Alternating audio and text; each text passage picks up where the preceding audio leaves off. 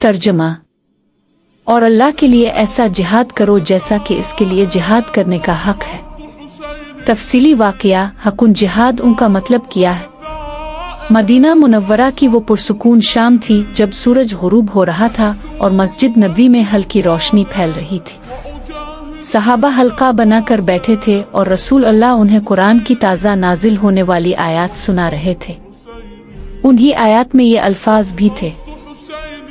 ये अल्फाज सादा थे मगर दिलों में गहराई तक उतर जाने वाले थे। हकुन जिहाद यानी ऐसा जिहाद जो अल्लाह के शान हो, खालिस हो, मुकम्मल हो, बगैर किसी दुनियावी लालच के हो। इस मजलिस में एक नौजवान साहब भी बैठा था।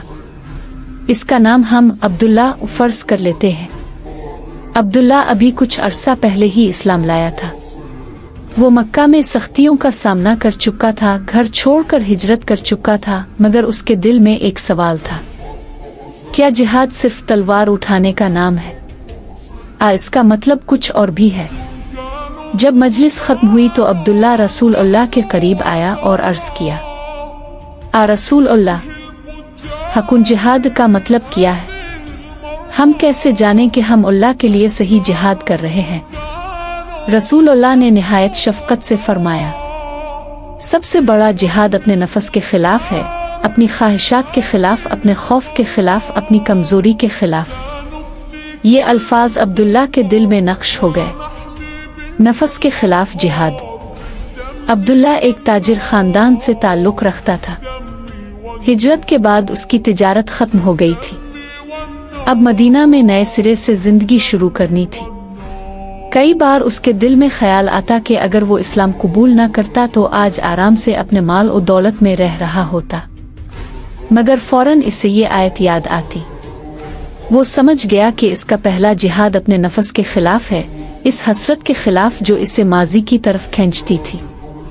वो दिन में मेहनत करता, रात को इबादत करता।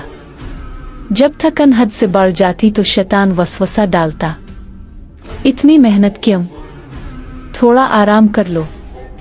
मगर वो वुजू करता, 2 रकत पढ़ता और कहता, अल्लाह, मैं तेरी रजा के लिए कोशिश कर रहा हूँ। यही इसका जिहाद था, मैदान का जिहाद। कुछ अरसा बाद मदीना पर हमले का खतरा बढ़ा। मुसलमानों को दिफा के लिए निकलना पड़ा।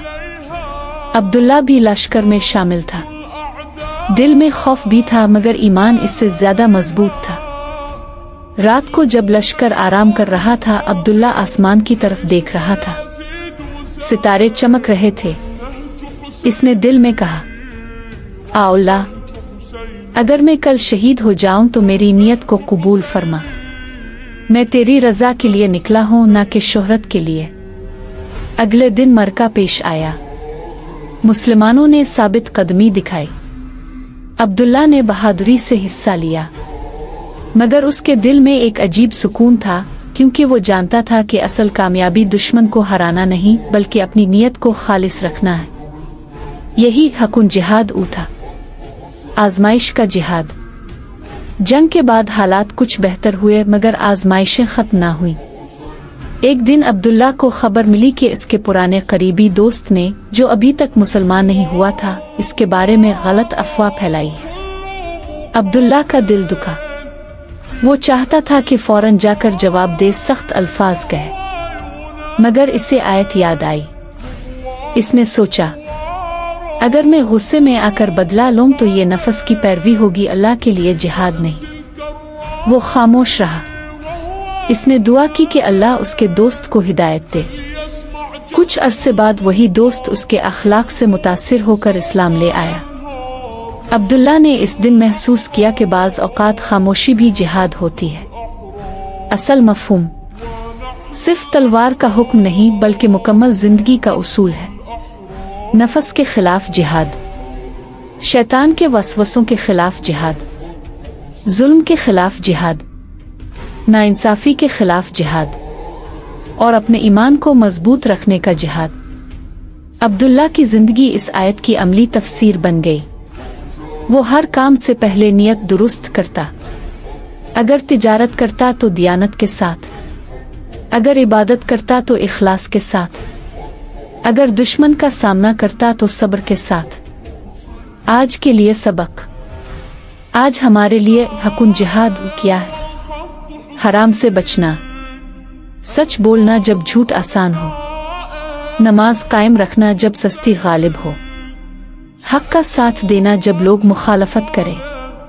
یہ سب جہاد ہیں اگر نیت اللہ کے لیے ہو۔